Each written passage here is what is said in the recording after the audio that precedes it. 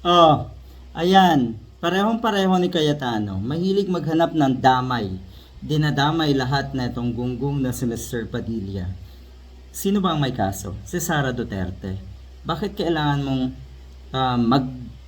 astig-astigan, mag-dare na kung ano ay buksan lahat ng bank records ng lahat ng nasa gobyerno, lalo na yung mga senador, si Pangulong PBBM at ang iba pa.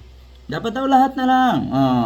Lahatin na daw. Buksan na daw ang record ng lahat. Baka magulat ka. Baka lalo kayong mapasama. Dahil sa tingin ko, ang lahat ng may mga itinatago ay nasa hanay ninyo, Mr. Padilla. Sabihin na natin, hindi ganun kalala ang sayo.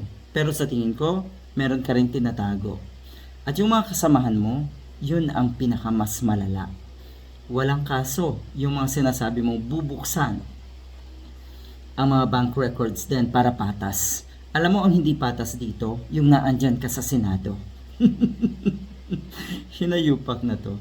Yung hindi patas dito para sa mga kababayan natin at para sa bansa natin ay naandyan ka, nagsasayang ng oras. Maraming oras ang nasasayang sa tuwing nagsasalita ka. Siyempre, siguro naman ay manhid ka na at ang pamilya mo sa kahihiyan na ibinibigay mo sa pamilya mo nga. Makatarungan ba na hindi parehas ang trato natin dito? Ha? Bakit kailangan ikumpara sa iba ay wala namang kaso pa yung iba?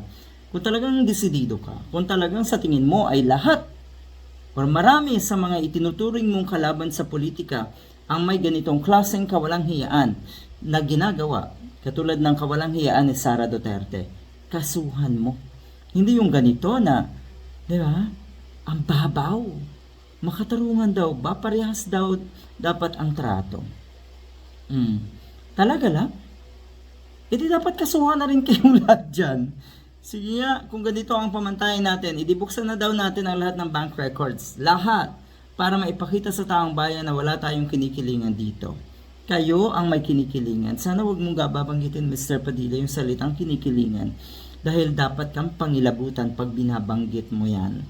Dahil kitang-kita, hindi ka nagsisilbi sa bayan, nagsisilbi ka sa mga Duterte. Yun, ang pinakamalaking kahihiyan. Totoo naman, may taga-suporta ka. Totoo yan. Sinusuportahan ka ng mga tangamuring tagahanga at taga-suporta. Walang power yun.